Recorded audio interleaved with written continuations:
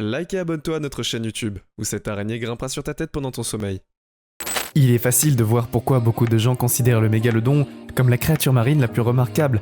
Après avoir regardé le film Meg, cela pourrait avoir l'un des plus impuissances de la mordution du monde.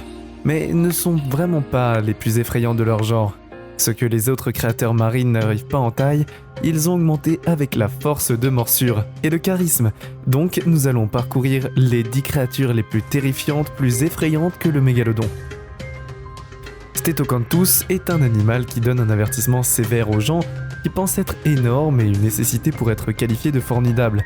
Il ressemble à un requin typique avec un visage pointu et des dents pointues. Mais au lieu de la nageoire dorsale régulière, il a un étrange pointe en forme d'enclume sur sa tête.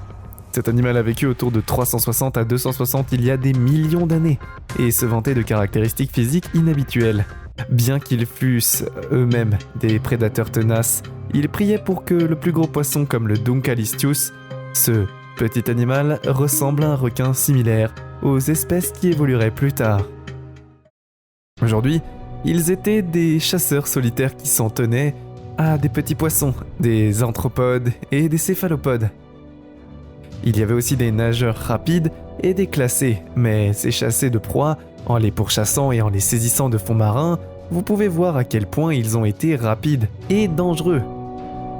Les caractéristiques les plus frappantes sont évidemment la frappe des poings et les deux formes d'écailles. Seul le mâle peut avoir ce rôle crucial dans l'accouplement et les parades nuptiales. Mais évidemment, il faut se dire que malgré les chances, il pourrait ne pas être vaincu. Le Plasiosaurus, même si l'on s'accorde à dire que le mégalodon était l'un des plus redoutés de tout le campo, son temps de Plasiosaurus est placé à la même chaussure. Cet animal est un reptile géant, qui est composé à un long cou de serpentin. En plusieurs films et émissions de séries télé, la caractéristique incroyable, c'est que son cou est composé de près de la moitié de son corps entier. Évidemment, il faut penser à un cou moyen humain, et à quoi il ressemblerait s'il était 10 fois plus long. Après avoir imaginé la possibilité, comprenez que le cou de cet animal est 10 fois supérieur à celui d'un humain moyen. Leurs énormes dents acérées comme des rasoirs se dit d'être d'une plus grande force de morsure, 33 000 PCI, qui leur permet de rachassiner et d'autres créatures marines tout en naviguant dans l'océan. En volant comme le mouvement, il y a vraiment des choses qui sont en prise et ce qui a même rendu cet animal plus terrifiant, et c'est un fait. Ils peuvent attraper leur proie très facilement. Même si vous vous frayez un chemin, il y a de fortes chances que ce long cou s'étire pour vous arracher. Vomir des pièces dans la pièce de terre ordinaire sont tellement sans cœur que nous aimerions voir prêt à voir un 6 et l'habitation de vers des 10 pieds. Oui, c'est pour ça que le ver bobit est créé de connu. Ces vers mortels reposent sur les fonds d'océan et sont vraiment prêts à chasser. C'est ça le ver mortel. Il est connu comme un petit et un casse. Et pour piéger les proies malchanceuses, ils restent dans leur corps, cachés en toute sécurité. Sous terre, ils voient que ce n'est pas vraiment ouf pour l'inis, et ils utilisent leur carnage vraiment super tranchant pour couper leurs victimes en deux, tout en les traînant dans le sol océanique et ne se contentant d'un ripan des faunes. Il devient fascinant d'apprendre que cet animal efface heureusement toute preuve que la proie a jamais croisé son chemin. Ce ver peut paralyser de façon permanente les appendices humains à l'aide de ses poils qui libèrent les toxines et provoquent une irritation de la peau. Comme ils se reproduisent, il reste un mystère, mais évidemment, ils sont encore en chercheurs pour bien qu'il y ait plusieurs de colonies. Les Mosasaurus régnaient sur la mer pendant le Cétacé. Et évidemment, il y avait la période datant de plus de 100 millions d'années. Ce prédateur impitoyable a une ressemblance avec le dinosaure marin, mais les scientifiques s'accordent à dire qu'il s'agissait d'un reptile lié au serpent, et bien que ce monstre varie en taille, une moyenne atteint 50 pieds. Évidemment, ce monstre utilise ses vastes nageoires et corps souples pour tuer et avaler tout ce qui traverse son chemin. C'est un prédateur d'apex, qui signifie que d'autres créateurs courent pour leur vie sur les parents de leur mâchoire à double pendule et 2 rangées de dents. Les deux aident à ausculter et obtenir les aménans de la mer, et le monstre marin a une source d'os qui est comparable. Ce mégalodon en deuxième vevine va acquérir de battu la baleine bleue, qui peut atteindre jusqu'à 110 pieds de long. Le plus gros animaux qui mangeaient diverses proies, les oiseaux d'Ymide et les requins, mais c'est les plus petits mosasaurus qui ont une habitude de vouloir. S'il y avait un combat entre les mégalodons et les mosasaurus, ce dernier est sûr de donner au premier une course pour son argent. Le requin à collerette a un long corps d'aiguille et il s'étend jusqu'à 7 pieds de long, tandis que ses nageoires sont au loin au bout de sa queue. Ils peuvent sembler préhistoriques, mais nous les faire dire aujourd'hui que les scientifiques attaquent leur cerveau comme un serpent. Leur long corps abrite des huiles de faible densité, une foi de zinc et des hydrocarbures.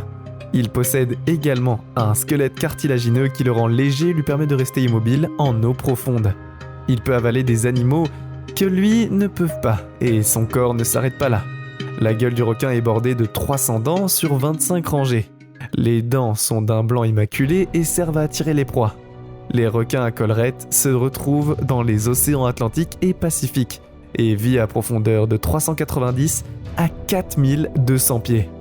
Ils ne menacent pas les plongeurs ou les nageurs, mais les scientifiques risquent de faire face à leur colère. C'est parce que leur peau est recouverte de tentacules dermiques en forme de ciseaux. En effet, ils sont très pointus. Cet animal est appelé fossile vivant, parce qu'on ne sait pas vraiment ce qui a beaucoup changé au cours de leurs 80 millions d'années sur Terre. Le Dunkleosteus était là il y a environ 358 millions d'années. Il n'y avait pas d'animaux terrestres et cette époque est connue comme un âge dévonien pour les poissons à l'époque. L'océan était dominé par de féroces prédateurs mobiles comme le Dunkleosteus.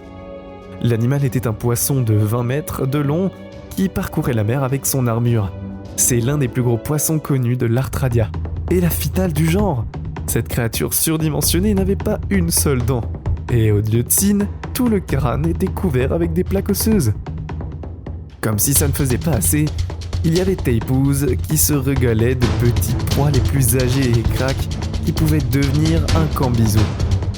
La créature marine blindée récemment, Scientific et Bondi de Sang ont découvert que les mâchoires de cet animal pouvaient se refermer environ à 8000 livres de force de morsure par pouce carré par mètre cube de cul. Et se mettre en perspective, c'est la force qui est 2 fois celle d'un crocodile qui délivre un misérable QU.